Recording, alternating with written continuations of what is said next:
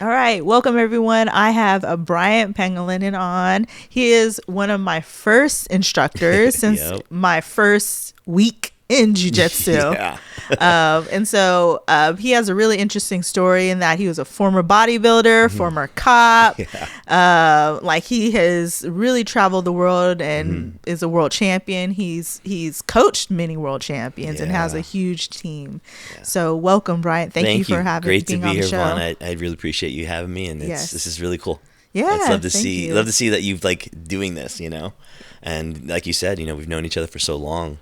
And I've watched you grow, and that's really cool to see too. So yeah, we were just before the show started, we were just really talking about how we were all babies when we started. I started with some people out of the UFC gym, Concord, which is the very first UFC gym, and we literally started when that gym opened. Yep. It was brand new. Brand new, and all of us were white belts together. There were very little colored belts. We were just everybody was a white belt. Everybody was greener than green. And now we're all like brown and black belts. Most of you guys are all black belts now. Yeah, that's what's really cool to see. And it's cool to think back. You were just saying like you didn't even know what belt I was. Like my purple belt was just so like used and thrashed, and I was the first non-black belt that they hired. And so that was really cool. And like, the teaching of the morning class fell into my lap, and I was like, all right, I guess I got all these newbies. And Vaughn was one of them. Those are great times. Those are some great times for sure. And you know what? You were just telling me how you literally came into coaching at the UFC gym from just being a cop.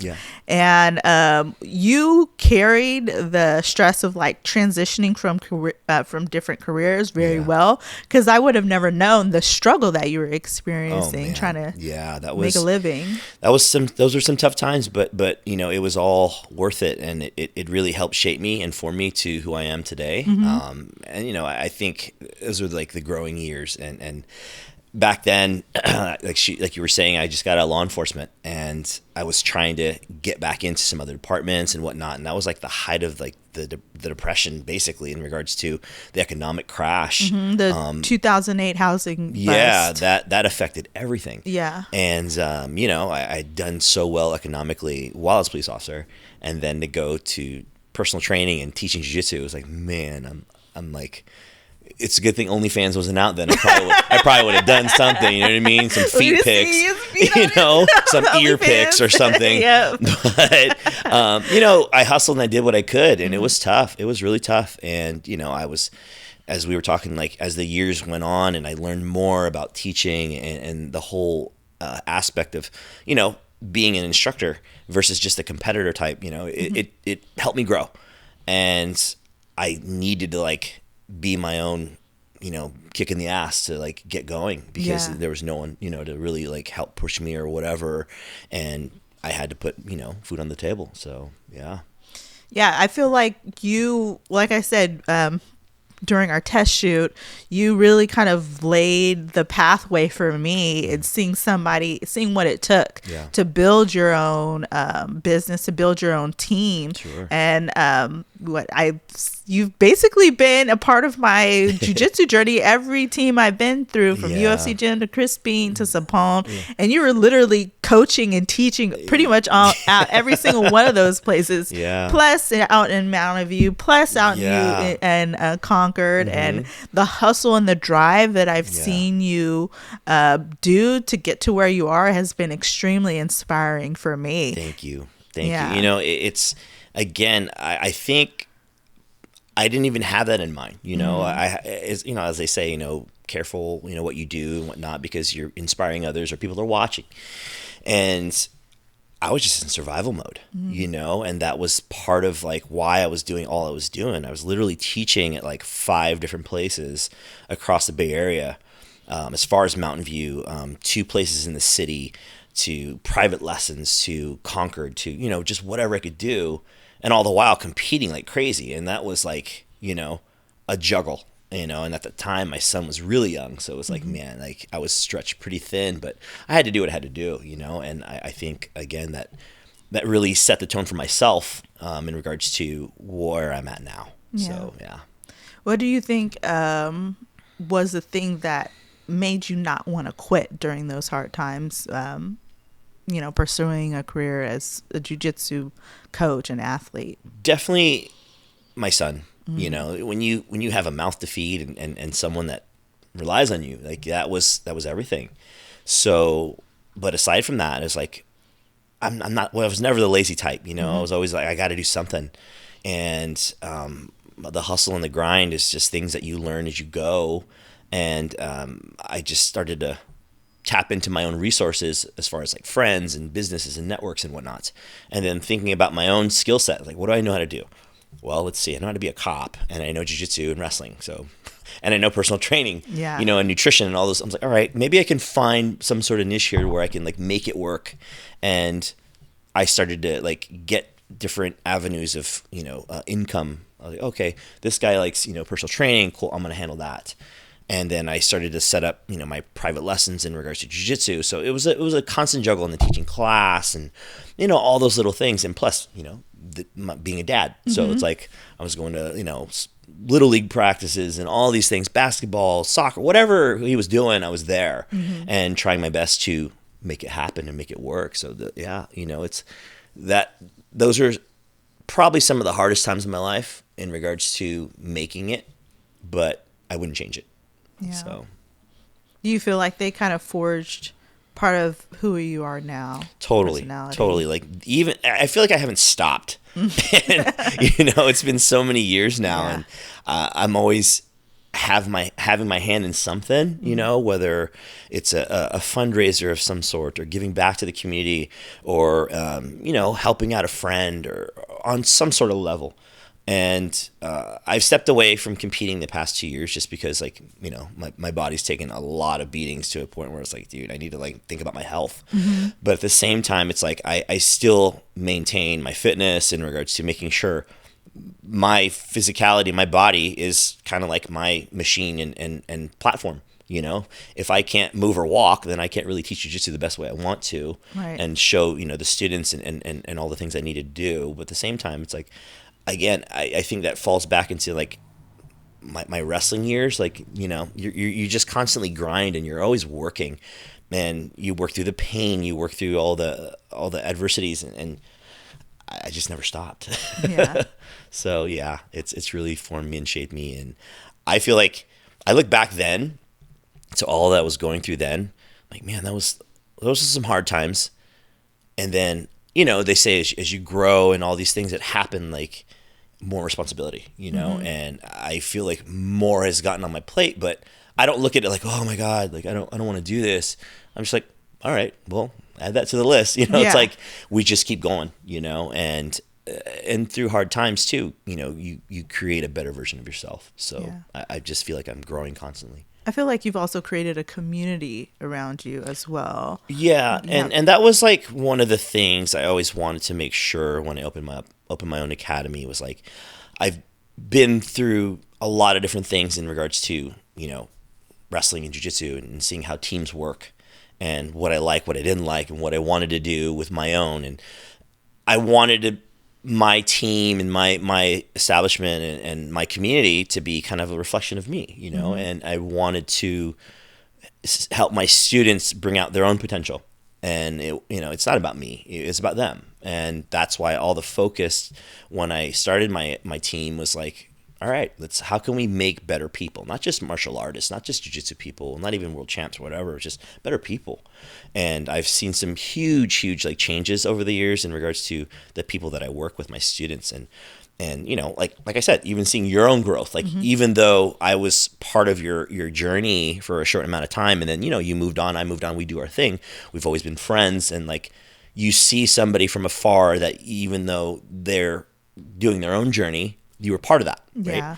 And so, like we were talking earlier, about, your fitness thing and, all these little things. It's like, man, you mentioned like, I helped you or I inspired you. It's like, yeah, that's funny because I did the bodybuilding thing and then you stepped on a stage. So it's like, well, you were like the first bodybuilder that I ever met in person. That's crazy. And the UFC Gym Concord, when I started there, they had a lot of bodybuilders, female. And so I was exposed to it.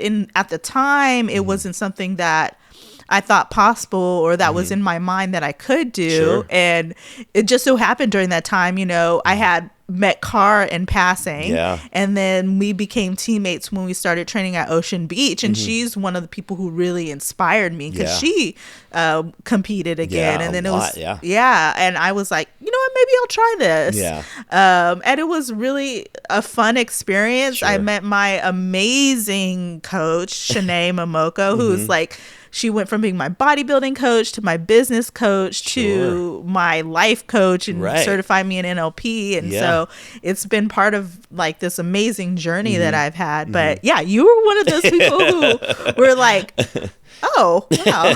I was in there somewhere. Yeah. Well, you know, it's funny. I still remember, I don't know if you remember this, but I tell this to a lot of my students, even to this day. And I'm like, you guys, I had this student back in the day. Her name was Vanique.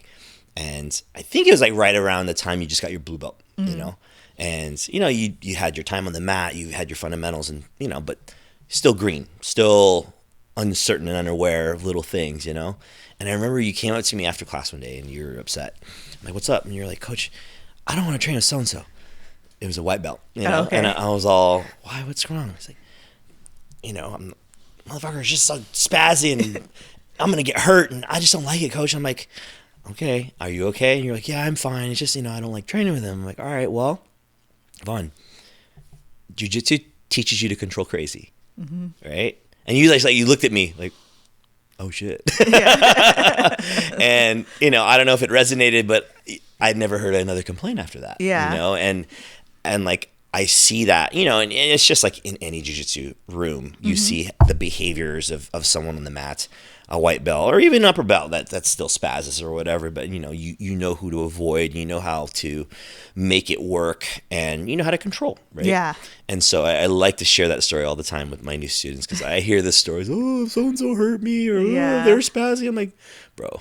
I think, it was definitely, I don't personally remember that conversation, but I do, there's definitely something in me that, you know, you probably embedded it like really deep where you kind of grit through the pain sometimes and grit through those hard times. Absolutely. And not avoid tough roles, tough matches. I am older now, so I do avoid some people at some times. You pick and choose. Exactly. Absolutely. But but the crazy white belts, the crazy wrestlers, sometimes I welcome them. I really do. Absolutely. For that exact reason. Then it probably resonated in there somewhere. Like, you know what? I'll handle this. Yeah, exactly. It's like great. I get to learn how to control wildness. Absolutely. So. And you know, it's like when I started teaching at UFC, you were one of my first female students, and when I see them now, I have so many on my team. Man, like I have 3 female black belts.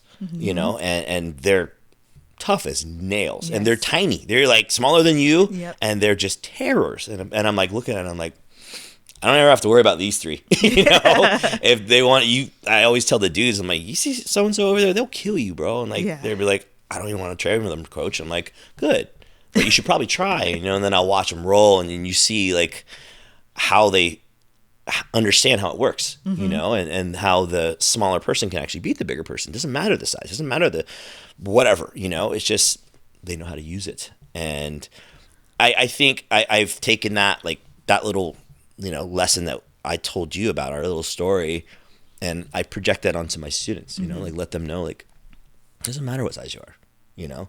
I'm old and dumb to where I'm probably so broken because of my like mat behaviors. I just go into the grind and fight through the fire. You know what I mean?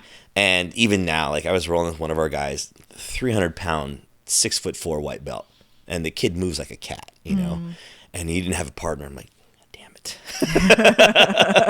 And I'm like, come on over here, dude. And he was my partner, and this kid just like tried to put it on me. I'm like, whew.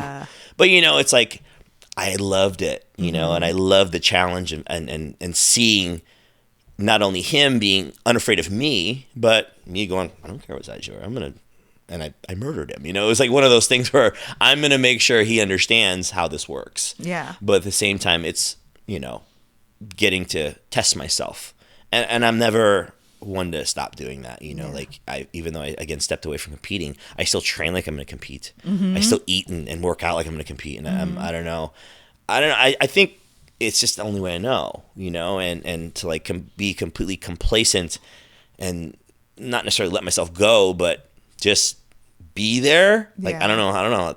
I can't do it, way. Like I always have to think, all right, today you're going to do this. Today you're going to go that. And that's just how I work. Yeah. I don't know. I'm wired weird. So, like as we're talking about this more, like I realized you're actually my first wrestling coach and you're my first no-gi coach yes, too. I remember that too. Pretty much all I do now. I used to I started off traditional and pretty much up until training after leaving Sapon, pretty much I was only training gi mostly then. Right. And then like when I started training with Darren, it was 50-50 and then transitioned mostly no gi. Yeah. But I still like to wear the gi. I just visited one of the guys from Ocean Beach and donned the gi and everybody was like, Vaughn in a gi, oh my God. And I was like, I know, this is crazy. But you know what? I think it goes back to even in my own upbringing. Like when I first started at Caesars way back in the day, it was a ragtag army to where some had the gi on, some had no gi, some had only the top, some had only the pants. Like nobody cared. Yeah. It was all about being tough. And I think that fit me well because I come from wrestling to where it's like, if you're not tough in the room, get the F out. Like, forget it. It's not going to work for you. And it was like a whole like room of snakes just wanting to like bite each other. Yeah. And so that part of me is thoroughly ingrained. And then I started to learn more. And, my teachers that came through, even at the early phases from white to purple, like Vinny Magalesh, like, he would teach me something, whether I was wearing the gi or not. And he'd like make it work, And I think as I started to adapt more, and he was one of the first people to say, "Bryant, put the gi on, and you're just gonna make you better watch." And I did, and I started playing off my back and doing all these things. And I was like, "Man, this is cool. I can not worry about getting pinned, and just play." Yeah. And I started to explore a lot, and after that, I was like, and then as I think about those early years into now. I do that same thing, probably like at Darren school. We do 50-50. You want to put a gi on? Cool. You don't want to wear it? No problem. Yeah. And I like to do both too, because it's like one of my pet peeves whenever I hear people say like, "Oh, I don't know how to do no gi." I'm like, what? Yeah, exactly. What does that mean? And I don't like now. One of my pet peeves is how no gi is not technical. It's like, are you serious? No, it's extremely technical. It's extremely more technical. And in my opinion, like the game changes when you put the gi on, obviously. There's grips and there's certain techniques that you can't do in no gi. But like the understanding of it all, the mechanics of it all, it's all there, right? And if you have that strong base and fundamentals from like white to blue, you'll be all right, like if you take the gi off, and vice versa. Yes. And I don't know. I just see it as, and I always tell my students this, like, you're going to travel one day and because jiu-jitsu is so popular, you're going to meet these friends or relatives that train, right? And they're going to be like, "Oh yeah, you train jiu-jitsu? Yeah, right on. Hey, you want to go train with me? Cool. What do you want to do? Gi or no gi?" And my answer is always like, whatever you want to do. Yeah. It's like, I don't have a preference. They're both fun to me. They're both, and I look at it as learn both, be the well-rounded grappler, learn wrestling, get things from judo, get things from sambo, get things from whatever. Like I watch a lot of sumo. Yeah. I love watching sumo just because I think it's just so like awesome to watch these like huge dudes using technique, like ferocious, horsepower technique, but it's technique nonetheless. And, I'll study all kinds of different grappling stuff. And it's not just jiu-jitsu. Like if you're just stuck in that era where like, oh, jiu-jitsu only, like, you're going to fall behind. The more I've, trained in different martial arts and especially starting to play around with a little bit, mixing them, doing MMA classes.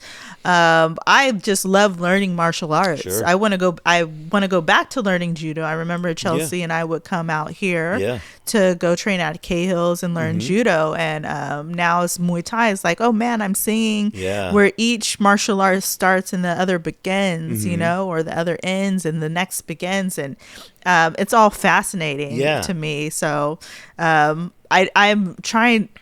I would love for the conversation to shift more versus no gi is jujitsu or gi jujitsu is the only traditional jujitsu. It's all jujitsu. It's all martial arts. And it's funny. I always get students to ask me, like, "Oh, coach, tell me about when you started." I was like, dude, I was a cop and it was all about learning how to fight and stay alive. It had nothing to do with points. It had nothing to do with any of the tournament stuff, you know? And I, of course, as a wrestler, I competed a ton, but when I got into jiu-jitsu, it was all MMA based because my best friend, Josh McDonald, had just started fighting. He came, he was a wrestler at SF State, and he's like, hey, come down to, Cesar Gracie's, a lot of, tough fighters and whatnot. And I was like, oh, okay, cool. I didn't know anybody from anybody. Yeah. And I was just like, and I went down there, and I'll never forget, I came to fight practice. I was like, I just thought it was cool. Like, whatever, let's just train. And little did I know, in the room was the Diaz brothers. Oh, wow. Nick and Nathan. Jake Shields was in there. Gilbert Melendez. Josh was in there. And just like literally a lot of the who's who. It was deep. It was deep. But I had no idea who they were. Mm-hmm. And I'll never forget, like, Caesar was like, oh, we'll take him down. I was like, oh. So I took everybody down. But as soon as they hit the ground, I got choked, like left. And I was like, dude, I got to learn this shit.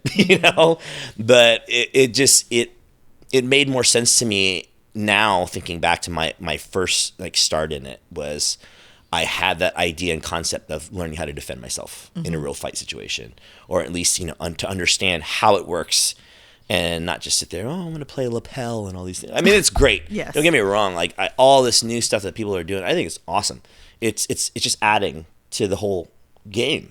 But if you don't have that, like at least some understanding of self-defense, you're going to get like lost in a lot of stuff.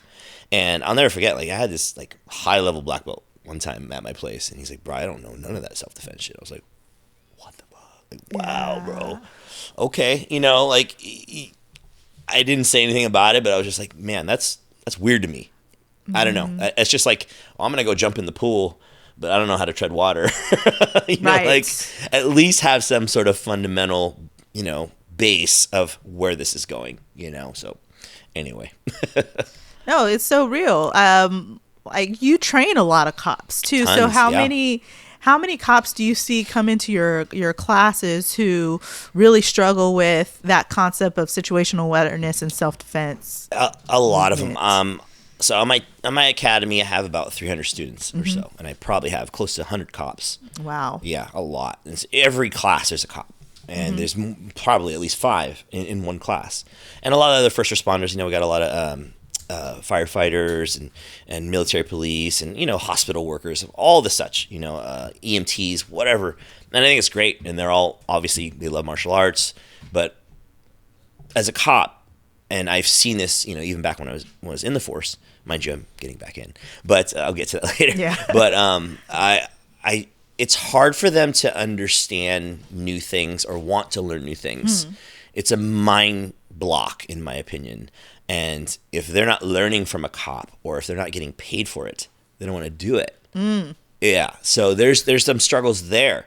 And the ego side, and they don't want to get hurt by somebody else, or they don't want their ego to get checked because some little person jacked them up, took their back and choked them. You know what I mean? Like all those things play into their head. Yeah. And I've chipped away at a lot of them because there were some struggles with a lot of them.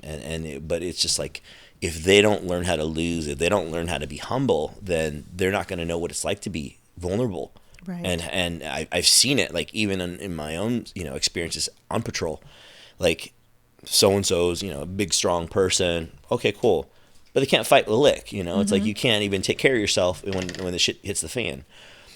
And because they don't understand. They don't train. All the things that you've learned in your career, these cops that are stepping out there, they're just zero. They have their, I don't know, maybe a handful of hours in the police academy, which it's not much, and it's a joke.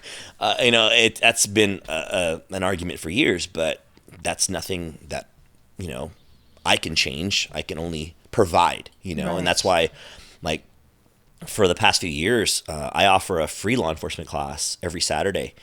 And I'll get cops from different agencies from all over, not even students. Like, it's just come on in, sign a waiver, boom, cool.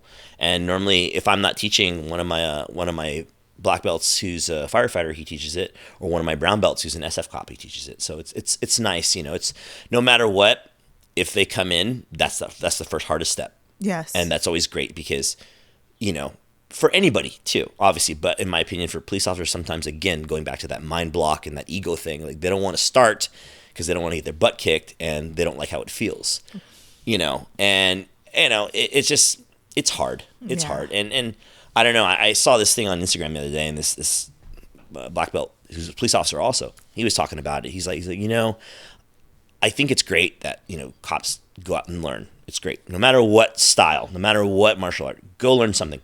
It's going to help you no matter what. But I think there's some issues in regards to, this is what he was saying, not everybody should be teaching cops. I fully agreed, because it's different, it's a mindset thing. And I know what it's like to go into emergency situation. I know what it's like when someone's getting their butt kicked. And I'm walking into it. I know what it's like when you go into a man with a gun call and shots are fired. You know what I'm saying? Like the real mind going into a situation and knowing how to use my skill set to work on that instant moment. You know what I'm saying? It's like, not to take away anything from anybody who's trying to teach people, but they've never put a vest on. You know what I'm saying? They've never had someone have a gun on them and you're fighting them. And it's like, it's a real life and death situation. Right. You and I could sit here and, let's go get the fake blue gun and for training purposes and let's fight for it. That's just a controlled setting. That's great. And that's, you're learning to practice, but to know what it really feels like when you're going to that, man, it's like, it's different. It's different. Learning when there's rapport set. Totally. When the person who is teaching you really has experienced that life or death threat situation, makes a total difference in your trust and their competency. It's not that you don't think they're competent as a martial artist, right? But as a cop, it's a completely different story. I mean, how many world champions do we know who've gotten killed because of that crazy stuff? Yeah. I mean, there's just that uncontrolled element out in the street. And nothing can, none of us are invincible, obviously. But if I have my skill set and I'm confident in it and it's tried and true, and I've passed that on to others, or I've known full well that going into a situation, I know how to handle myself, that's the best I can do. Yeah. What is it? It's better to be a warrior in a garden, Yes. You want to be that warrior in the garden. Absolutely, yeah. Yeah. So, yeah. Oh man. Well, you were just talking about how much you've done for the community. You really do. That's not hype talk. Like, we've seen it. You put on a lot of different seminars for kids with autism, people with cancer. Like, it doesn't matter if your friend needs help, you're putting on a GoFundMe seminar of some kind. Do you have anything coming up now, or anything that you've done recently that you want to kind of talk about? The most recent one was my brother. My brother passed away December 1st of last year. He had stage 4 cancer, colon, liver, and lung. And so I was doing seminars literally worldwide. I went all over just to help him out, and it was all in an effort to make sure him and his youngest, my brother has 5 kids, and his youngest at the time, she was 18 and still living at home. So it's like, whatever I could do to help them out, that's all I wanted to do. And it took me everywhere from, so many academies all over the country to even doing one back on Guam. It was like, I was trying to use my skill set, my platform, and that's the best I could do. Yeah. And, there were times where I was like, breaking down mentally and emotionally to where I was like, dude, I just want to curl up in a ball and like not, have to feel this pain. But it's like, if I don't do it, no one else will, and it's tough, like I've done so many things, like you said in the past, like we've done for autism, for AIDS, for cancer, for people that lost their homes through the fires. Remember all those crazy fire things. We did one for freaking animals in Australia, like you name it, we've done it at my place. And even on the silent end, like I still get messages from friends, from across the country, like, hey, thanks so much for what you gave my kid or what you did. Like, I had this family, I think they're up in Washington or somewhere, I don't even know. I just saw some random Facebook posts, and like the parents were, they're down on their luck and their kid was a wrestler. I was like, shit, the kid doesn't have any shoes. I send them a pair of shoes. You know, just like stuff like that. Like I think if you can do something, do it. Obviously, you know, we can't help everybody, you know, but I think if you have that within you, not only to care, but try to do something, that's all it takes. That's all it takes. And I was never trying to be some like, you know, superhero or whatever. I just want to give back because I think that's important, you know, and I think for anybody on any platform with a skill set, use it. That's what you can do, right? And I'm not a millionaire. I'm not, you know, anything. I'm not no celebrity. I'm just some dude, you know, and I always tell people I'm just some dude, you know, that I like to help people and I like to jiu-jitsu and that's just what I do. Yeah. So, you know, going forward though, what do we got? Nothing in the works just yet. I have some thoughts and ideas in my head about stuff I'd like to do. But my inbox is like overfilling to the point where I'm still playing catch up. Yeah. But it you know, I'm always like jumping on stuff, and sometimes like, you know, some of the students that help me on an admin side at the academy like, Coach, you have this. I'm like, fuck. You know, I'm like, oh yeah. And I'm like looking at my notes on my phone, like, oh, you're right. Like, you know, so I try and do what I can. But again, it's all a matter of like, you just have to care, you know, you just got to care. And it's not even anything you have to be truly involved in, but like, hey, do you want to help a person out? There you go. That's all it takes. Yeah. So. Is there any media that you want to share of past events? Yeah. Matter of fact, I'm part of a board called, I guess you say organization called Black Belts for Butterflies. Oh yeah. I've been part of Black Belts for Butterflies since 2015. And it's a truly unique story. And one of my really brothers, I guess you could call him, Rich McKeegan, he's a black belt out in Connecticut. And he's the one who started it. So it happened years ago for him when it started. And it was when that school shooting in Connecticut happened. And the same day that shooting went down was the same day his son was born. Oh, wow. And so he at the time was like a purple belt, something like that. You know, not a competitor, not some world champ, not, you know, no notoriety in regards to who he is, just some dude that likes to train, you know. And he had found out one of the children that got killed at the school had autism and was high on the spectrum. And he I never forget, Rich was telling me, he's like, you know, when I found out, I like broke down in tears. Here I am celebrating the birth of my son, but someone just lost their child, you know. And he was like, what can I do? What can I do? And it started out with creating some patches and about, you know, kids on the spectrum and learning how to create awareness and whatnot, and how he could use his platform. And that's what it was. And he's like, man, I know a ton of black belts around here. Let's do like a fundraiser, you know, just for those children, you know, and those families that were part of that whole massacre, you know, like, let's do that. And all of a sudden, you know, all his friends started to gather. Yeah, I'll be there. You know, and people were just chiming in. I'll do that. I'll go, you know. And I'll never forget, I just competed. I'd done like 2 back-to-back tournaments. It was crazy. I did the European and Rome Open in Rome. And the following weekend, I did the Vegas Open. Oh, wow. Yeah, and that was crazy. Was it jet lag? Dude, I was jacked up. But I never forget, I got a call from one of my good friends. And he was like, hey, I think one of the black belts is backing out. Would you be interested, you know, if I throw your name in the ring for this seminar? I was like, absolutely. Absolutely, 100%. And they hit me up and they're like, hey, we'd love to have you out in Connecticut. Let's do this. And I was like, cool. So they brought me out, and I've been a part of it ever since. And we've done so many seminars out in the East Coast in Connecticut at their place too. We did one in Seattle. They've done some, I believe, in Florida. And then we've held them at my place as well. Yes. So it's like we do West Coast, East Coast, whatever the coast, it's all for one goal. And I just feel like it's one of those things where it's become so near and dear to me that I'll drop anything. Let's go do it. You know, like if I have something pending or happening at the moment, I'm stopping what I'm doing because I'm going to go help these guys out. Yeah. And, it's simply a seminar of some of the best black belts you can imagine that just want to help. Nobody's getting paid, mind you. Like anytime I've ever done these things, I didn't get paid.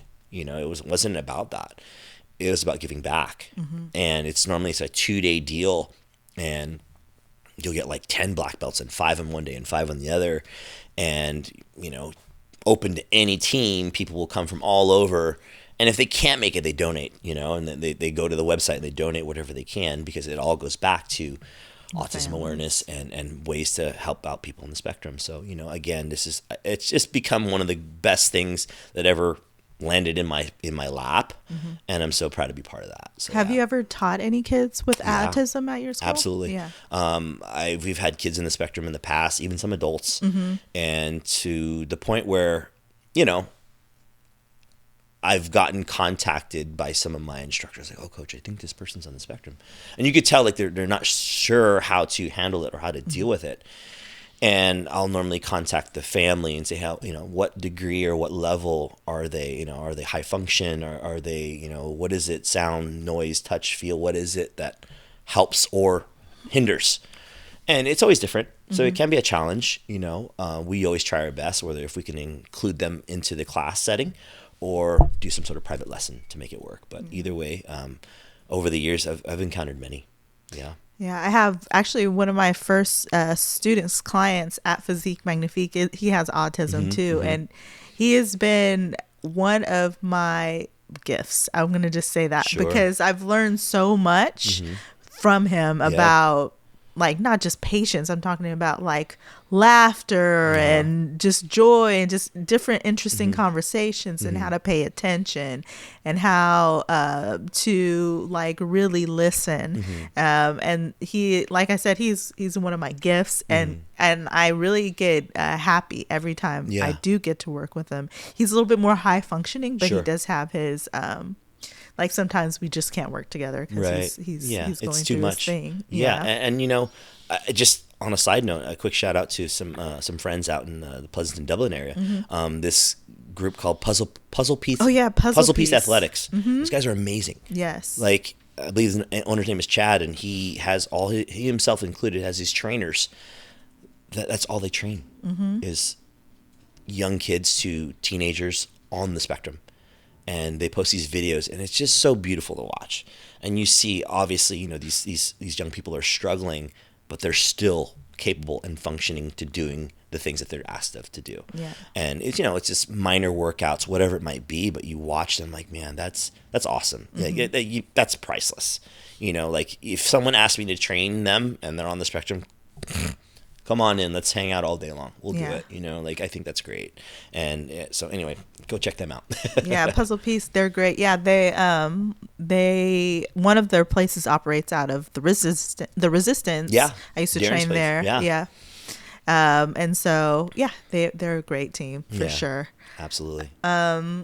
Speaking of, we talked about Guam a little bit, and I know you were Mr. Guam, right? No. Was it Mr. Guam? What was it for bodybuilding? I won a lot of titles in bodybuilding. I did a guest posing appearance there. Was it 2001? My last year of competing. It was at their national show.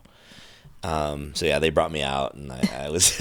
I thought you were like no. You know how they have Mr. USA. I thought it was like that. Yeah. No. I competed on the national level out here, and they always. That's the beauty of Guam, man. If you weren't born there or you don't live there, they take such pride in Guamanians and Chamorros off island that do well, and. Man, this goes far back as like obviously bodybuilding, but then even going forward, like I was the first Chamorro or Guamanian to win a world title, and that was like I didn't know that. Like one of my longtime friends and supporters from a brand called Fuckeye, they've been like a huge name out there for mixed martial arts, Jiu Jitsu, and water athletics. Like they're just like their brand is like. Fermented in the islands, like that's who they are.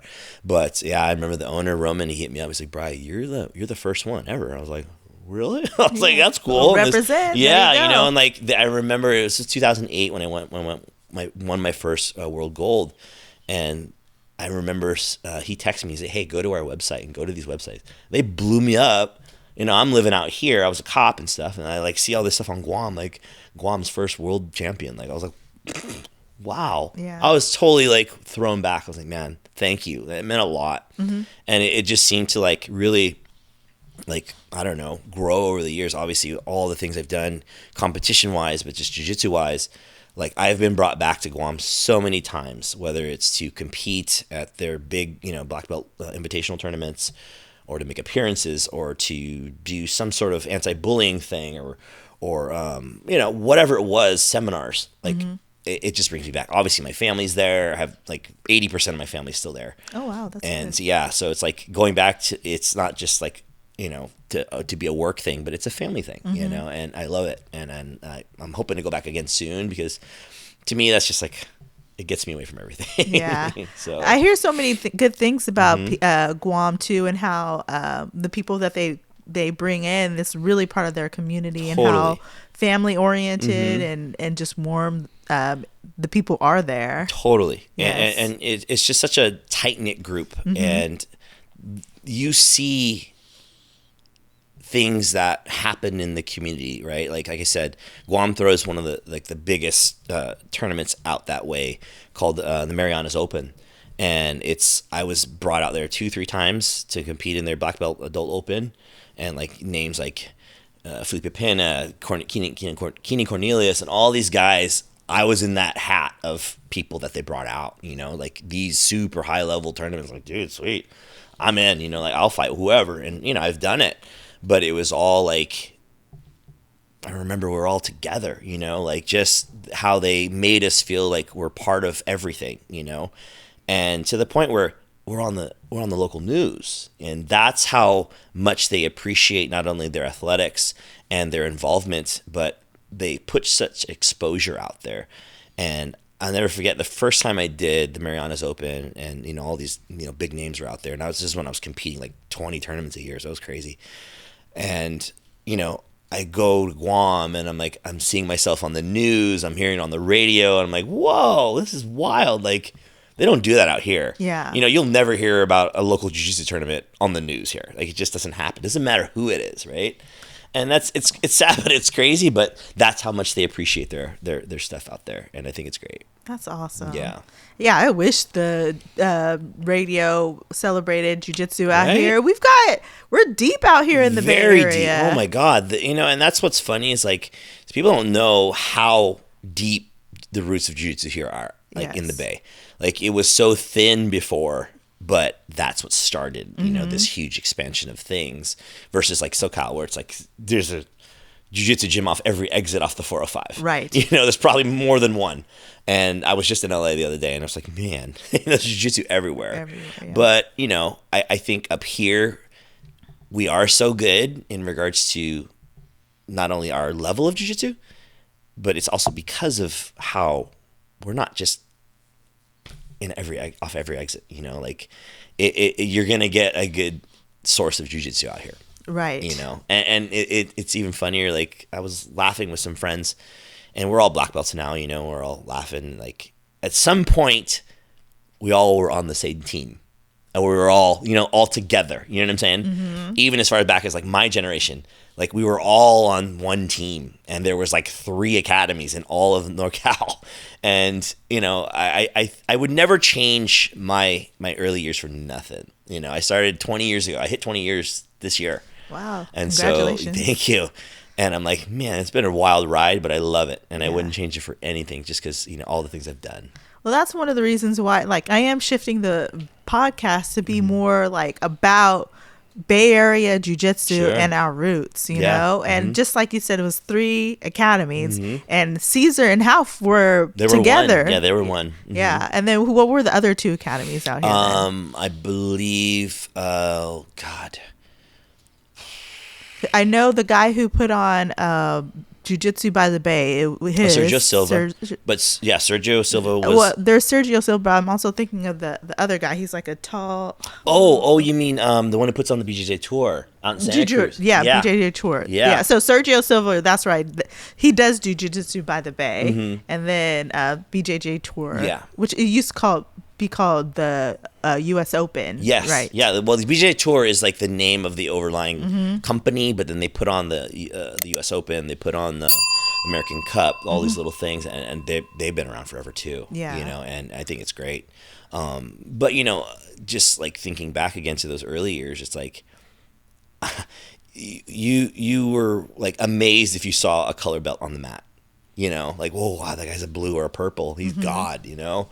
And then if you had the opportunity to have a black belt on the mat, man, that was awesome. Yeah, it was a gem. It was just like one of those things where like, wow, I was started with all these people that weren't that belt level, but it didn't matter. Like we didn't know any better. We were just all tough. And then now, like I have 30 or so of my own black belts, and you go into any of my classes, there's at least 5. And it's just, I think this generation now has such better exposure and introduction to the art and access to information based off of hands-on experience in your gym or the internet online. Oh my God, let's talk about that, because this makes me feel so old now. Oh God. So when I got out of the military, I didn't know what Facebook was. Like Facebook had just launched either while I was on deployment or right before I had gone on deployment in 2009. I'm pretty sure Facebook was kind of starting, but it hadn't blown up to the point that it had. I remember I literally got off the ship and somebody was like, "Are you on Facebook?" And I was like, "Facebook? What's that?" Yeah. Because when you're on deployment, you're essentially in a little bubble. Yeah. Yeah. And your fashion is still out of date, so it's pretty bad. Yeah. But yeah, Facebook exists. And then I remember as a white belt watching the IBJJF on Budo videos. Remember that? Yep, Budo videos, and like the internet connection, you kind of had to you had to figure out your way in there. It wasn't so easily accessed. Strong, I couldn't easily stream it to my TV. I had to hook my computer up. Nobody had Wi-Fi then. Yeah, and it wasn't like I can do right now with my laptop. I can mirror screen to the smart TV. There were no smart TVs. Nothing. That makes me feel old. But don't even start on me, because was YouTube a thing yet? It was there. Yeah. But when I started, yes, it was still VHS and DVD tapes and magazines. So it's like I still have a stack of grappling magazines. Like I'd be like, okay, that's how you do. Yes. That's I feel even older when I think about my journey. But man, yeah, it's funny to think back of those days that you just mentioned. Like some of these guys, the Budo guys, Budo Jake and Budo Dave, they're making a comeback, and like they're back in the scene and putting more videos out on YouTube. But yeah, it's the access of information now is just huge, and I think that's great. For anybody. Absolutely. And whatever you want, instant, it's there. I know, when I was coming up, the putting jiu-jitsu on YouTube was a little bit taboo. Yeah. It was taboo. Yeah. I even remember hearing, "I better not see these techniques I'm teaching you on YouTube," Yeah. And so now everybody's doing, of course I'm doing it. I'm trying to not just expose and teach people, but I really want to encourage that access, because females training back then was a rarity. It was a rarity, totally. Not alone, let alone having female black belts or even a female purple or higher belt. It was just a rarity, and just like we were talking before, the need for people to understand self-defense and situational awareness. That's one of the reasons why this channel is here. Yeah, absolutely. And I think the popularity of the sport, because of social media and all these avenues, it's great. And now, God, like female women's jiu-jitsu, we have a class every Tuesday night at my place. The dudes aren't even allowed in the room. And they all know, like, don't even go in the academy until like 5 minutes till the next class. And because they know they'll get yelled at and I'll get pissed. Yeah. Because that's their time, let it be. And I wish I could do more, but I think it's just great to see worldwide how much it's changed. And even to the point, like, I remember, like, my early days of competing, the women's divisions were brown black. Yes. You know what I mean? When I was watching what I was just talking to, the very first world championship I ever watched, Leticia Ribeiro went against Nyjah Easton, and Nyjah was a brown belt. Yep, I remember I was there. Yeah. That's crazy. And, but now, God, it's just flooded. And I think the popularity of it is just, it's only going to get more and increase more. And whatever we can do as black belts or whatever we can do to promote it, I'll tell anybody, go try it. Yeah. You got to at least try it to see what we're talking about. And, I get these inquiries every week on email or from the hits on my website to phone calls like, hey, I want to get my daughter started, or, oh, hey, I want to get started now. I'm a female cop or whatever. And I'm like, just come in. Just come in. First class is free. Please just come in. And then I'll get the second follow-up like, oh, my God, I love it. This is great. Like, it's very rare these days where he's like, oh, this is not for me. Like, this one over here, though. She's tried it. She's like, when you said that, she's like, But it's different. It's different. And, it's just a matter of getting people out of that comfort zone of things. And matter of fact, one of my world champs, Bailey, she's amazing. She came to me just from nothing. I remember Bailey as a baby. Oh my God. Baby white belt. Yeah. And she's such a badass. Yeah. And, I remember I pretty much coerced her to do our in-house tournament. Yeah. I was like, you got a match. She's like, huh? I'm like, go grab your gi. She's like, she was so innocent. Yes. But that was her first taste, and she went out there, she wrecked the girl, and then just blew up. But it was just like her own upbringing, when you get to know your students and that how they were raised and what they were, taught or whatever. Like, she didn't play sports. She didn't do nothing. It was just like, man, you literally probably haven't moved this much in your life. And then all of a sudden she's like doing private lessons with me. And I'll never forget, like, and she and I, we laugh about it. A couple of her private lessons was just doing hip escapes for an hour. And she was just like, oh my God. And I'm like, you've seen my academy. It's pretty big. And so she's sitting there. It's a lot of hip escaping. Back and forth. I'm like, again. And then, and she looks back and she's like, I'm so glad you made me do all that. Because my ass would never move to do that. And now, she moves like a cat. And like, and again, thinking about her levels though, her growth in like 4 years, she went from the white belt that did a bunch of tournaments, win some, lose some, blue belt, same thing, started to do the world level tournaments, started to make podiums. Okay, cool. Gets the purple, starts murdering people. And I was like, okay, now she's getting it. Now she's catching that stride. And, and you see people as they mature right in front of your eyes. Like, she wanted that access to, how can I be better? Coach, can you help me with my diet? What can I do to make my workouts better? What can I do to make this technique better? Whatever. Yeah. She was that student, and she encountered like one of her, she would call him her nemesis, like this gal from another team in SoCal that was just like number one always. Ranked number one in the world, winning everything, had beat Bay like 5 times, some crazy stuff. And then, oh, there's your rabbit. Finally, she comes out.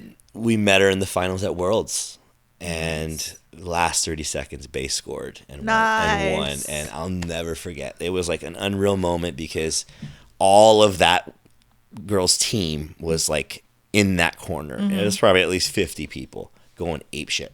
And then there's 5 of us from Sabre. Yeah.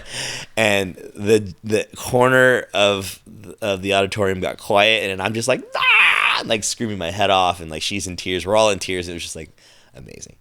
But to see again somebody like basically come from nothing, and then all of a sudden like you're a world champ. Dude, her transformation has been one of the most inspiring I've seen. Totally. And I'm just lucky to have met her when she was like a white belt, didn't know anything, and just to see her now as like this leader teaching kids classes. Oh, she's amazing. Yeah, she moved to Texas a little bit ago. Is with another team, but she'll still hit me up. Like, say, hey coach, I need some advice. Cool, what do you need? But our friendship is just deep to where it's like, it seems that way. It's much more than jiu-jitsu, and that's what, going back to what we were talking about earlier about the community I've created. I like to look at my students as people I would hang out with, I'm sorry. Snowflake is getting really curious about your. I was like, do you want to lift your backpack on the couch so she doesn't chew on the. No, it's fine. Oh, she's fine. Does it chew on the straps? Okay. No, you're good. Photos of Taylor that you want to share? Or Bailey? Oh, Bailey, sorry. Yeah. It's go B-A Checha. BAICH. No L. Oh. See, babe. Yeah, there it is. Yeah. There she is. Yeah. Matter of fact, there she is on the podium at Worlds. Yeah, that's amazing. 2021. That was nuts. There it is. Yeah. Good stuff. Congratulations, Bailey. I'm so proud of her. I know, right? We just talked a few days ago. Matter of fact, she's gonna come visit soon. But yes, she's done so much, and I think a lot of how she's grown obviously comes from jiu-jitsu and how much it can change you. So, it just takes that first step, and hers was a little force-fed, but it worked, it worked. But I have other stories like that with students on the team, world champ or not. You just see the transformation in people and how much it can affect them. And, sometimes I'll get, these messages from students like, coach, I'm sorry I haven't been there. I'm doing this, I'm doing that. Hey, don't worry, and they're like, oh, I appreciate it, not being hard or whatever. But then they're telling me like, it's been a week since I've trained. I'm going crazy. Yeah. Like they need that outlet, and I think it's super important. It's not any fix for anything, but it's definitely an outlet, and it's mine too. Like if I don't train in like 2-3 days, I'm like, dude. I start to get all antsy, and I'm like, too. I do. I get the. I could go lift. I could go lift or do cardio, but I'm like, that was boring. Yeah. Like there's nothing replaces jiu-jitsu. Nothing at all. Once you're in it, the way we're in it changes. Yeah. So there was something I was gonna ask you, then my mind went all blank. But you were talking about the community that you're building before I cut you off. Yeah. I just see it as I like to harbor people around me that, I don't know, aside from jiu-jitsu, that I would hang out with. And it's a joke at my place now, because you remember my gym, right? It's like walk in, there's a front desk, there's a huge mat space. And then we have, my office, and then the bleacher seating area, and then in the back we have a little kitchen area. Yes. And my God, after every noon class, guarantee there's 2 or 3 people throwing them back and just hanging out. And it's become a funny thing over the years, because there's a refrigerator back there, and that sucker is stacked with beer. Wow. and every Friday, matter of fact, just yesterday, Cinco de Mayo. Oh, the boys, I'm pretty sure they celebrated. They celebrated hard. Okay. But it's just, that's what I love. And I don't even have to be. I was in LA, and my students were all hanging out and sending me pictures and posting and tagging and all this shit. I'm like, hey, look at that. Like, I don't have to facilitate nothing. And my students have bonded because of what I created. Yeah. And again, I'm so thankful and blessed to have that, because it's not like that everywhere. And at least in my experience, of course you get close with people, but like I said, when I first started, it was just different. It was just about being tough, and it was almost like a cult back in the day. Yeah. Tell me about it. And back in the day, people found out you do jiu-jitsu. Oh, you lay on the ground with guys. I'm like, yes, I do. Come closer. Let me show you how I do it. Okay. But it's just these days. I like that sense of family, and my team that I have. Like, you throw something out there, someone's gonna answer up and say, "I'll help you," or someone's gonna say, "What do you need?" Because I can do something. And it's such a huge network, and I like to brag about my students and my team, because on my team I had my mechanic, my dentist, my doctor, everything. I could get a tax person for you. I can get somebody to work on your house because we kind of rallied around each other. It's like, hey, you need help? And I've had students do fundraisers and they started on their own for another student. You know what I mean? Like, I didn't have to facilitate. What do you think it takes, leadership-wise, what do you think it takes to build a community like that? Well, again, I was always doing stuff because I felt like this was my opportunity to try and help somebody and use my platform, right? And I think a lot of my students have taken that model and like made it work for them. So it wasn't anything intentional. It was just like, oh, okay, you do it too. Like, you don't need my help. Again, I've had these students start their own thing and create and then come back to me, Coach, I have a question. I'm like, what do you got? And then they'll ask me their question and I'm like, you don't need my help. You're good. Yeah. And they're like, oh, okay, yeah, I am. I think they just want that reassurance. Yes. But it's just, again, I just try to do my best to lead by example. And I think as black belts, we're seen different sometimes. And I think some students can be intimidated by that. And I always try and make myself accessible to every student on any level. You want to call me, you want to text me, you want to email me, I'm right here, And I've always been that way. And I'll never forget, I had a white belt student start with me. This was years ago. And it was my first roll with him. And I never, we slapped, we bumped, we were about to roll, and he grabs my lapel. And he's shaking. His hand is on my lapel, literally like this. Yeah. And I grabbed his hands and I go, stop. And I looked at him in the eyes and he was like gasped, Yeah. And I'm like, relax, dude. And he's like, I know, Coach, but it's you. I go, I'm just some fucking dude. Like, my belt's just different than yours. I've just been training longer. He's like, I know, but I'm just scared shitless. Yeah. I go, there's nothing to be afraid of, my man. Just go with it. Yeah. But he took a couple of breaths and then, and he was good. Yeah. But it was like, wow, I don't ever want that to be, how, I don't know, you hear about horror stories of the intimidation factor of the black belt in the room versus everybody else and my way or the highway. No, my guys, my students, my team knows I have my way about me and how I like to run my ship and the stuff I don't tolerate. But at the same time, we're all the same.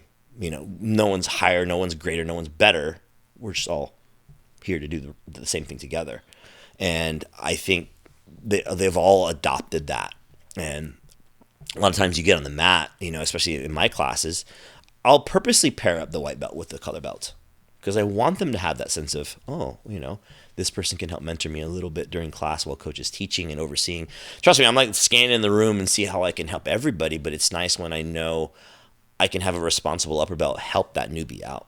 Well, your classes are large too, so that's super helpful. It's not, you can't always have your eyes on everyone when that's hard. That's hard, and that's classes. And honestly, that's why I'm not taking away from anybody's programs, but I don't offer a white belt only class.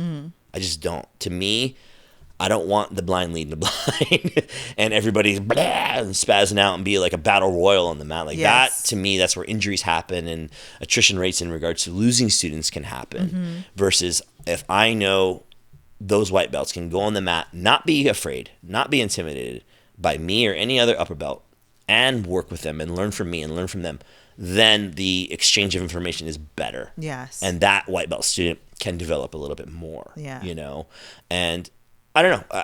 That's that model and that program has worked for. We just hit 9 years on the other day, so again, whatever I'm doing, it's working. It's working. Yeah, it is working. And I'm trying. I'm always trying to better my product, and I think that's where sometimes people can fall short in their pursuit of whatever. I think you should constantly evolve. You should constantly try and improve whatever it might be. Even now, I try different stuff in Jiu Jitsu, or I try different stuff outside of Jiu Jitsu. I'm always like, oh, what can I do different? How can I better myself? What can I try to explore or just challenge myself? And I think people get, kind of bored with whatever it might be in life because they didn't challenge themselves. Yes. you know? Well, I've definitely seen you grow, because who you were teaching me as a purple belt is completely different than the person you are now teaching an entire team and school. And so I just want to ask you, like, what was that spark, or did you always have that to continue to learn, to continue to evolve? Well, you know, it's crazy. I think back, I wasn't a good public speaker until I became a cop. Mm-hmm. And there you're forced into a situation to where you are making contact with the community, right? On so many different levels and needing to create that rapport with somebody.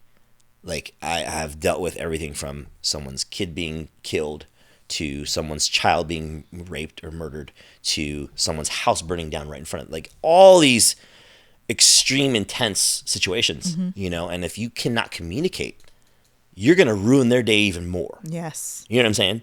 And so, and even in dealing with people that I arrested, like, I'm biting my tongue and making sure I don't say anything wrong. Deep down, I'm going, I hate you, I want to bash your head in or whatever, you know, because of what you did, you know. But at the same time, it's like, treat him like a human being. You know, was it the old saying, you know, treat the same way the waiter as you would the king or whatever. Like, that's just how it has to be. And I'll treat the white belt the same way I would the black belt on the team. And I'll do whatever it is, even outside, you know, day-to-day public life. Like, just have a sense of decency. And that's what I've learned in regards to being able to speak and communicate. And that's one of the biggest things that I'm still working on that, where I can grow more and be able to reach others. But it all stems from my day in law enforcement. So it's funny that you mentioned, you know, like, when I was purple belt, I was like still learning, you know, and that's like, I always tell my students, that's the hardest belt to get. And it's the hardest one to figure out, right? I was a purple belt for a year, and I'll never forget that year. It was just work. It was grind. It was learning how to speak to a class, how to get that new student to put the gi on and blah, blah, blah, and all those little nuances of how jiu-jitsu works, to operating on, I need to make money, I need to hustle, I need to do grind, I need to do this, right?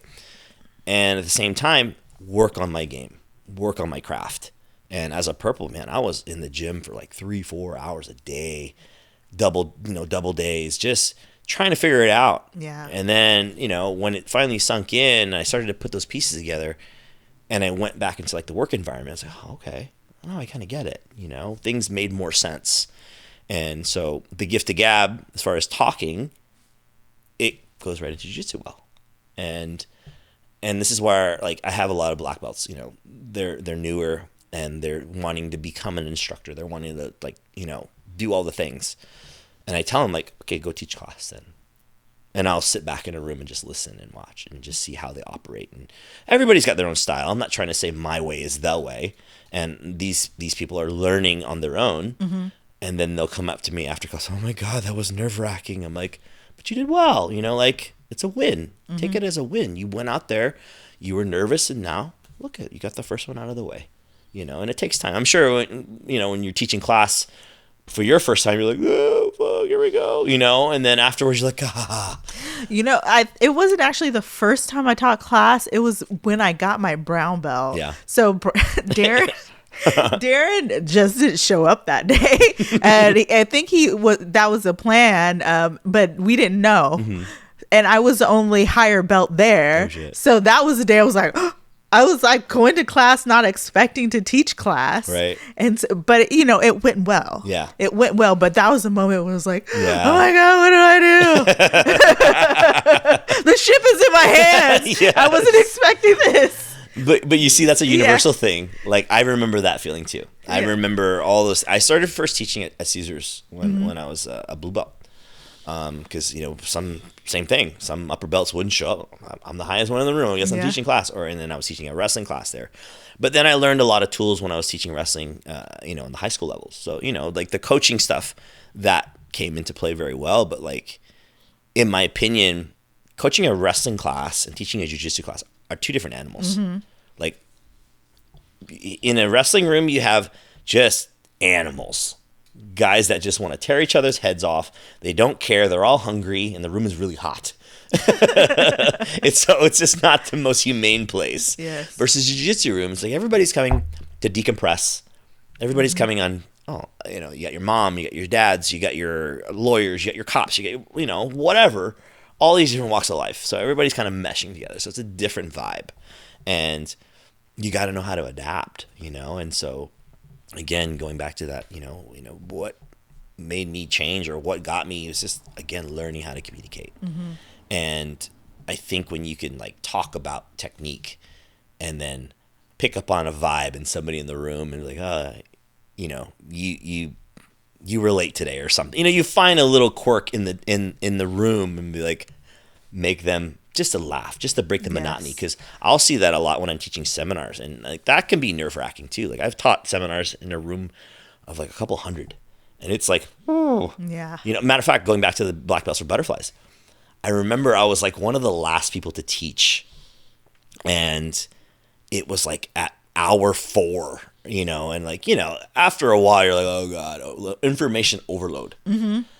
And I was up. I'll never forget, I looked over and there's like 20 black belts on the wall just watching me. Wow. Like world champ level people, Yeah.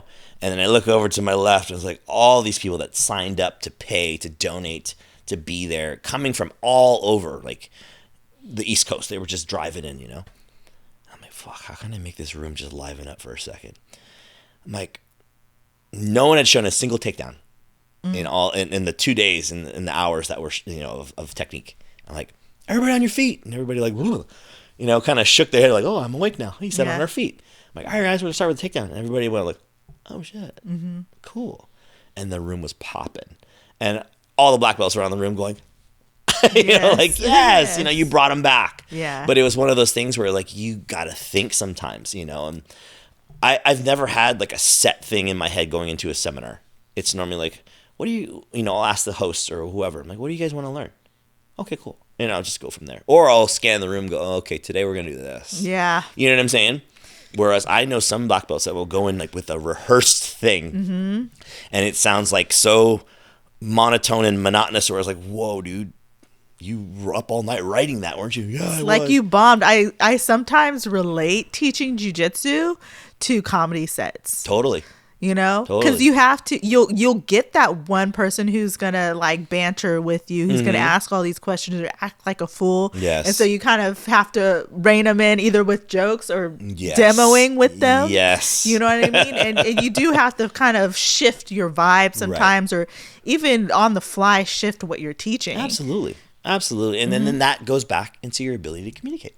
Yes. Because like if you're some awkward, introverted type person, nothing wrong with that. There's a lot of them. We all see them in jiu-jitsu. I'm actually pretty introverted.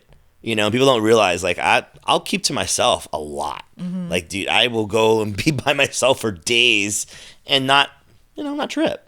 I'll hit up my friends. They'll hit me up, whatever. But it's like I have no problem being alone. But that's just how I've always been. But then you put me in a setting where I can talk, I can speak, I can communicate, I can share.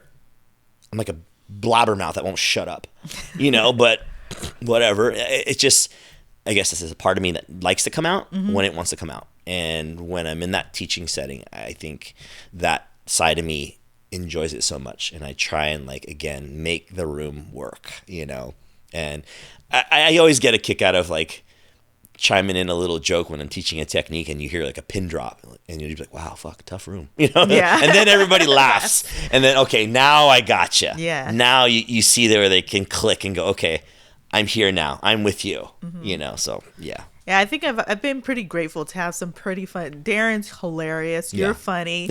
Crispin was always a riot. Oh my God. Sapone is like, he's always got a great story or something to tell. So like, that's kind of what I was like, oh, teaching jiu-jitsu is a comedy set. That's pretty much, what you got to do. You keep people entertained because you can. There's sometimes you'll go into those classes and it's just like, it's monotonous. Spinning wheels, monotonous, and nothing wrong with those teams. But sometimes you need to engage the mind a little bit. Absolutely. And you know what, that's, I think, thinking about the community of my team and why we've done so well, mind you, I've had people tease us in the past. Oh, you guys are just a family team. Yeah, I'm proud of that. I'm glad we're not some high level, super competitive team. Although we have won some tournaments, you know what I'm saying? Like as a team, we've won, and we always put that, that joking hashtag, just a family team, or just something like that. Just your local family. Yeah, team. just your local little family team. Don't worry, we're just winning world titles around here. No big deal. But I think it's just my team. They're just humble like that. Yes. They don't. You go on my mats and you won't even tell who's who.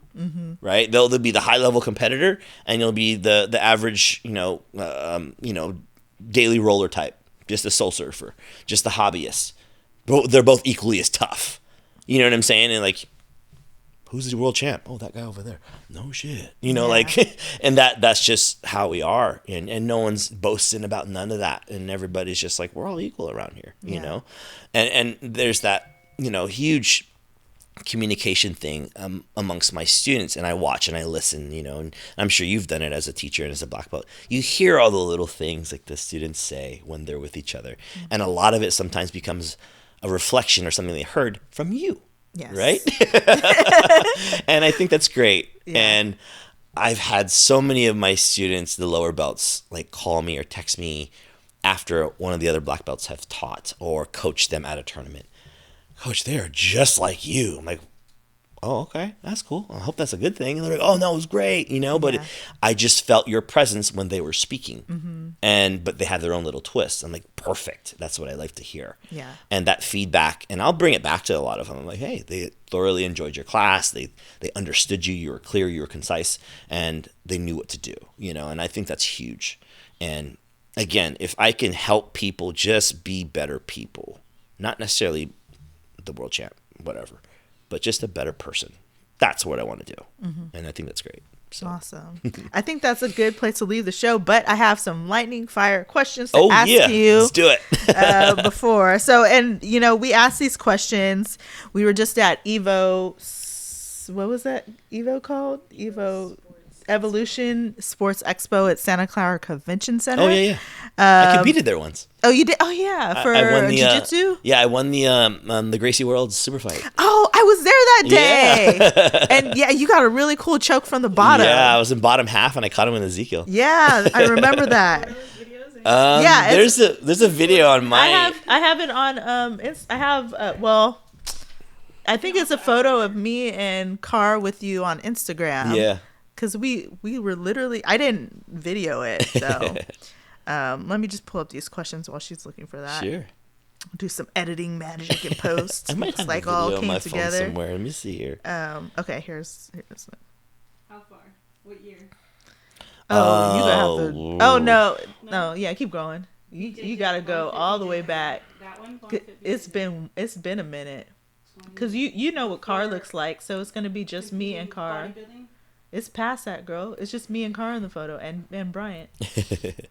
Let me see if I can find that video. Oh, but there was a few photos up there of me and Jake, and there is Thomas. Oh, that's Hages. It's me, Car, and Hages.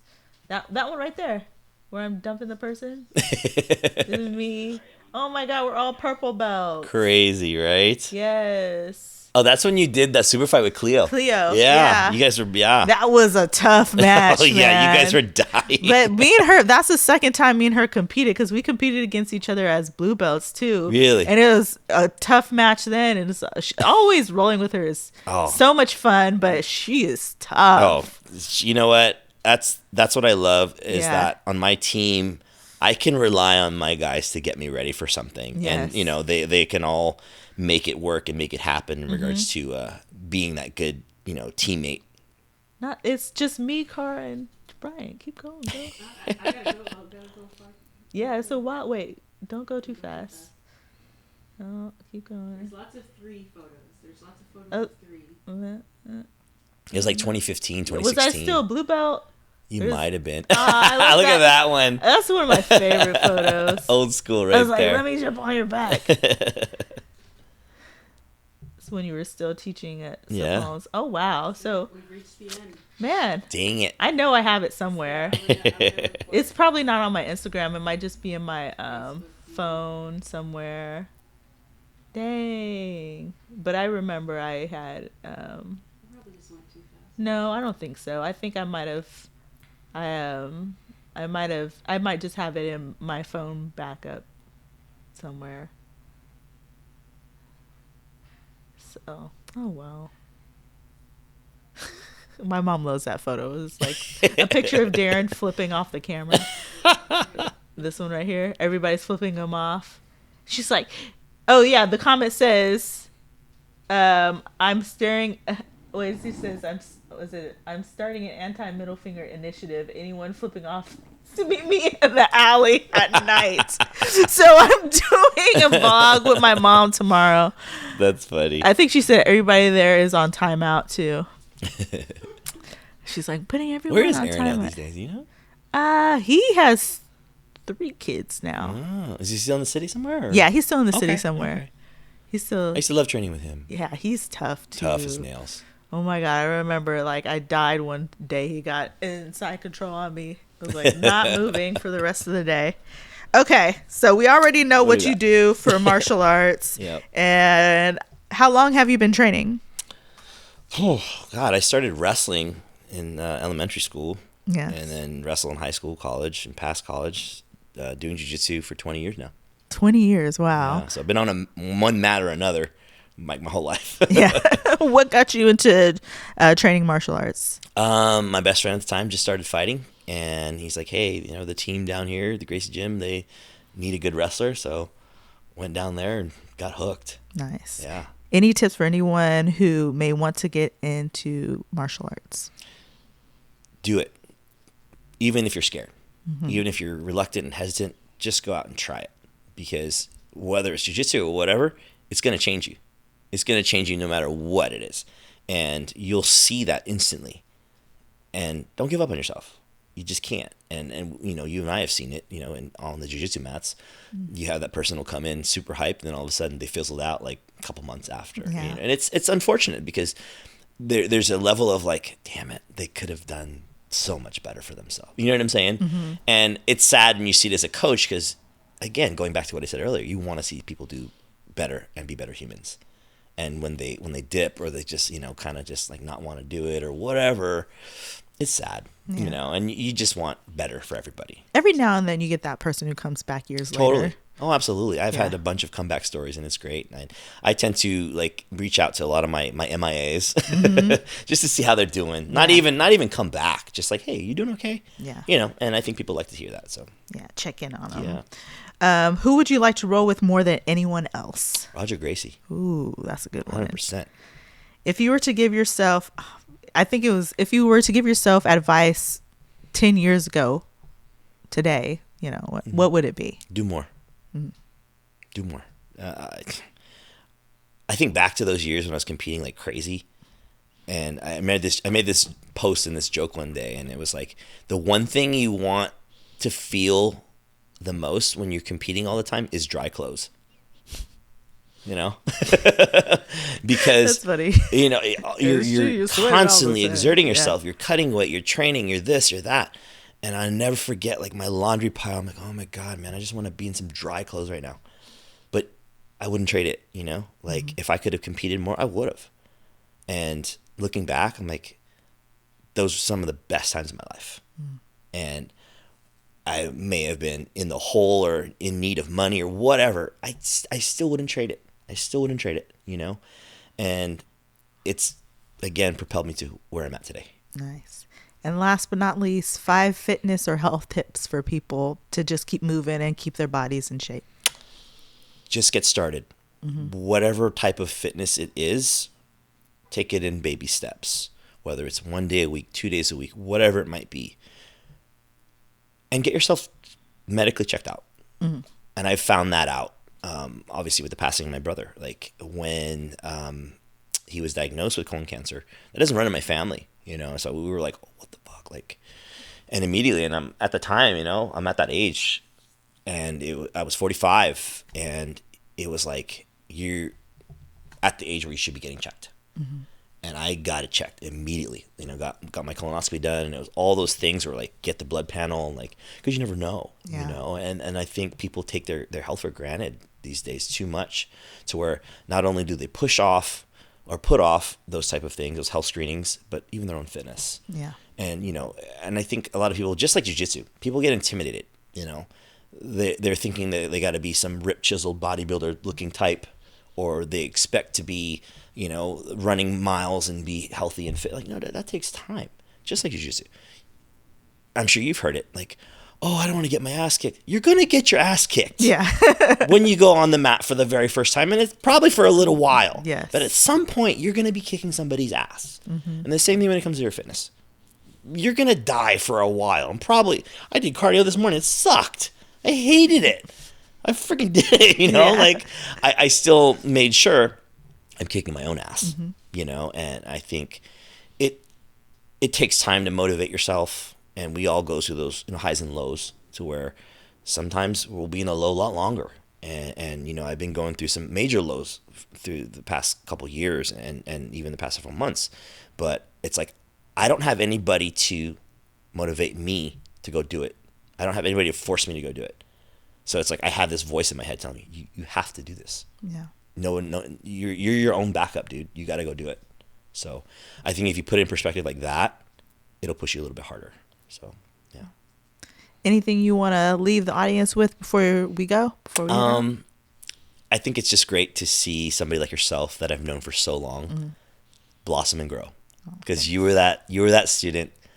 I remember your butt getting kicked all over the place. Yes. And just like we talked about, when you see somebody depart from jiu-jitsu, you're like, oh man. Like, can you imagine? How'd you quit? Like, I'm sure there's some times in your head where you're like, fuck this shit. I don't want to do this. Fuck this shit, yes. Yeah. There was never would I ever quit. That's for sure. Yeah. There was I had my thing like you, where it was your son that didn't let you quit, and I had my thing that no matter how hard it got, I wouldn't quit. And it takes that. It takes finding something. And I just posted this the other day, your why. And I think that's huge. And everybody has their own, and everybody should find their own. And I think that's important. Whether it's a person, a purpose, or whatever, why are you doing this, right? Why are you going out there and making a change and making a difference, not only for yourself, but for other people? No matter what occupation it is, you have a platform, right? And if you don't, find one.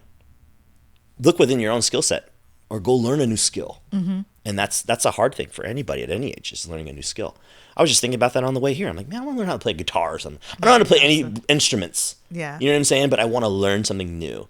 And I think if we don't constantly evolve, all the other areas in your life are going to suffer. Your relationships, your fitness, your dietary needs, your health, overall, mental even. It can suffer. So find ways to constantly evolve. Lovely. And how can people find you? I don't know. Just Google some dude and probably find out. I own Sabre Jiu-Jitsu in Concord. We've been there again. We just hit our 9 years. SabreBJJ.com, spelled S-A-B-R-E. We have a huge team out there, some amazing students and black belts, and people that just love to train. And everybody's always welcome. I'm not the type where I'm a closed off guy. I get visitors from every team at my gym every week. And it's funny because sometimes they're like, don't tell me. Oh, don't tell so-and-so, or don't check me in, or don't tag me. Like, bro, it's cool. Yeah. You can train here, and I'm not going to say anything, but I understand because, there's still that old school mentality out there. But I'm not like that. I love people who cross-train with me, and I've always been that way. And that's how I feel like that's how you can get good. So, awesome. But hit us up. I have so many affiliates across the Bay Area, too. I have 6 affiliates. And they're all thriving and doing well, and a lot of them are my black belts that head up the program. So you can find us anywhere. Awesome. So. Amazing. Thanks for being on, Bryant. We loved you. Thank you, Vaughn. I really appreciate it. Yeah, no problem. All right. See you guys next time. Yay. Thank you, girl. You're welcome. That was great. Hope that was okay. That was a wrap.